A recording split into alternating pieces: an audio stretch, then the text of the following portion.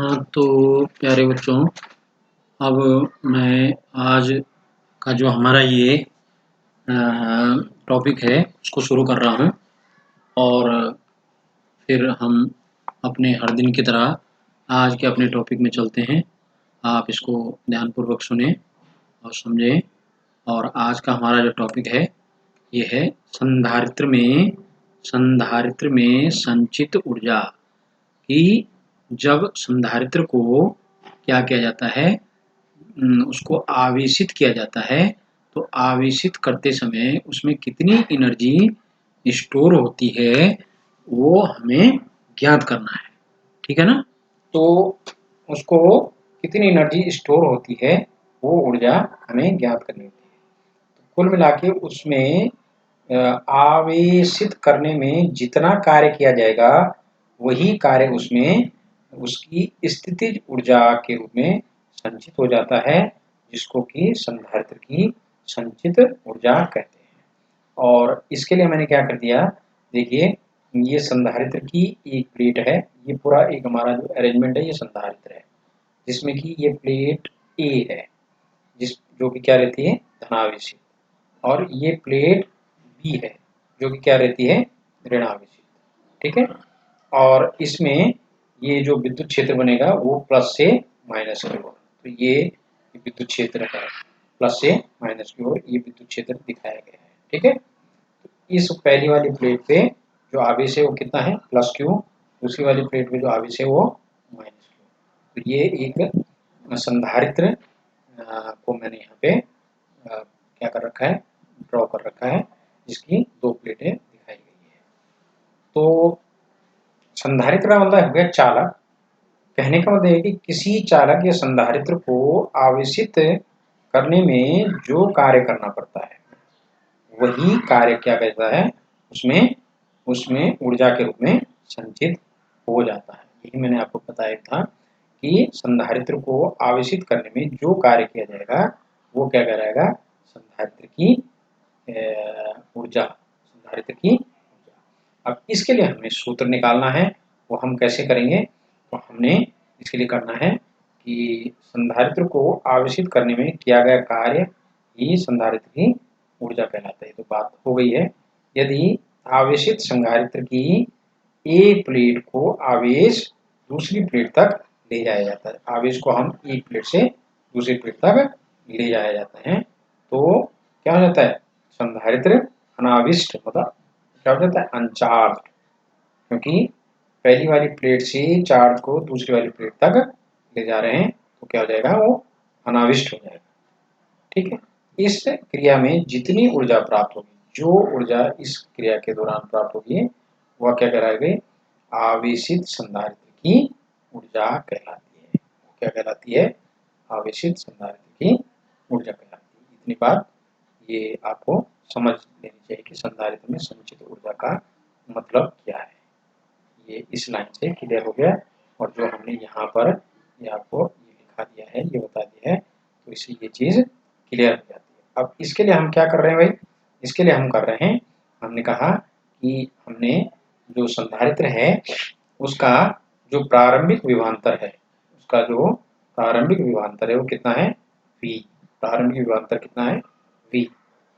और अनाविष्ट उसको चार्ज को जब एक प्लेट से दूसरी प्लेट तक ले जा रहे हैं तो संधारित्र क्या हो रहा है, डिस्चार्ज हो रहा है, तो उसका अंतिम विभवांतर जब वो डिस्चार्ज हो गया तो विभवांतर कितना हो जाएगा, शून्य हो जाएगा। शुरू में कितना था, V, और अनाविष्ट डिस्चार्ज होने पर विभवांतर कितना हो गया, शून्य।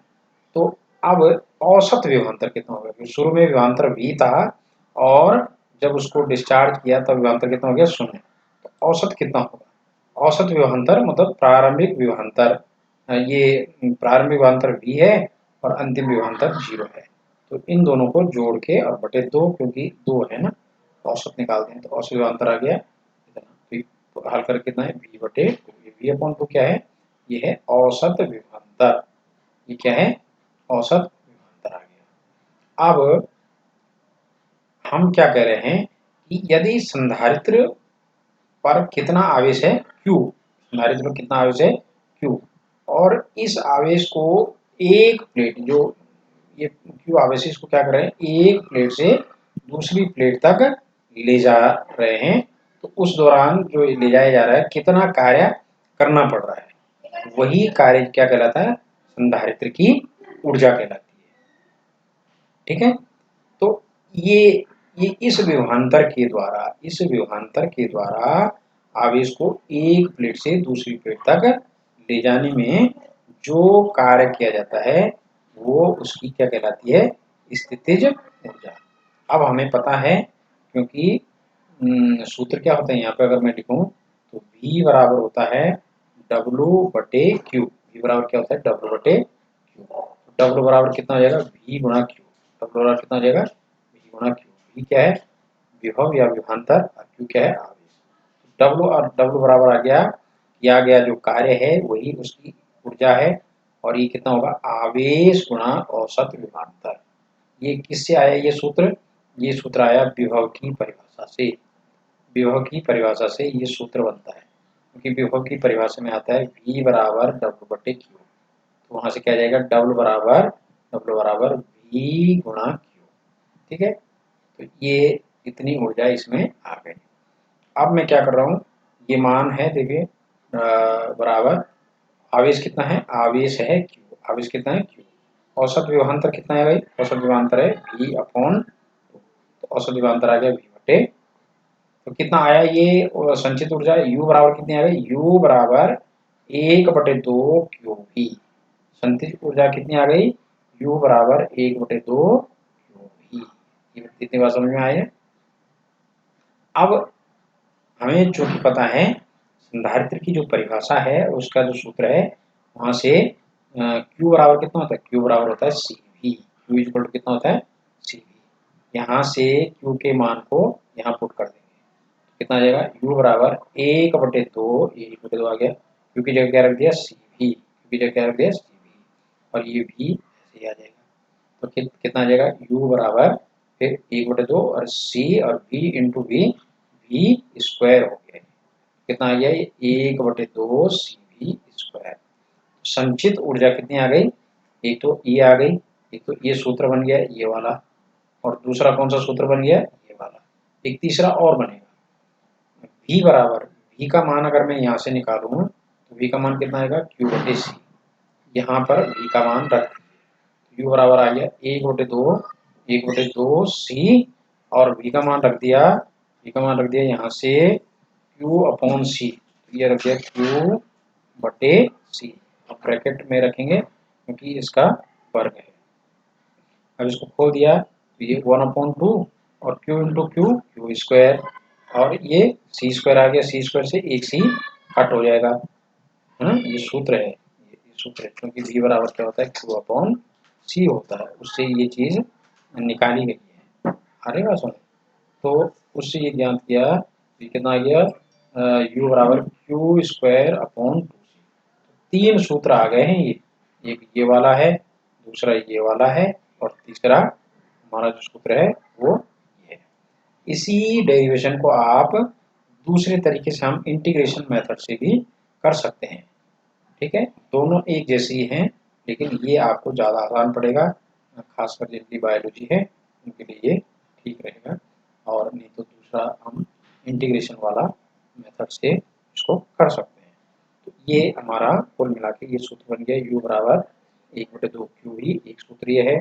इसी को फिर आगे मान पुट करके दूसरा आया था U बराबर 1/2 CV स्क्वायर, ये भी एक ही बात है। और तीसरा जो हमने अभी ज्ञात किया 1/2 Q²/C। तो ये तीनों सूत्र क्या है, संधारित्र में संचित ऊर्जा के लिए है। इम्पोर्टेंट है, परीक्षा में आता है और ये आपको करना है। तीनों सूत्र ये निकालने हैं, ये तीनों सूत्र जो है न्यूमेरिकल के पर्पज से भी इम्पोर्टेंट है, इन पर आधारित हमें न्यूमेरिकल भी करना होता है। ठीक है, तो आपकी ये क्या है, संधारित्र में जो संचित ऊर्जा है वो कितना है, U बराबर 1/2 QV, या U बराबर 1/2 CV स्क्वायर, या U बराबर Q²/2C। और इन तीनों को मैंने एक साथ लिख दिया है, तीनों को एक साथ लिखने से ये इतना आ गया। आगे बात समझ, इस तरह से हम क्या करते हैं, ये संधारित्र में संचित ऊर्जा के लिए सूत्र याद करते हैं। ठीक है, तो इस तरह से इस तरह से आपका क्या हो गया, इस तरह से हमारा ये पूरा कंप्लीट हो गया है।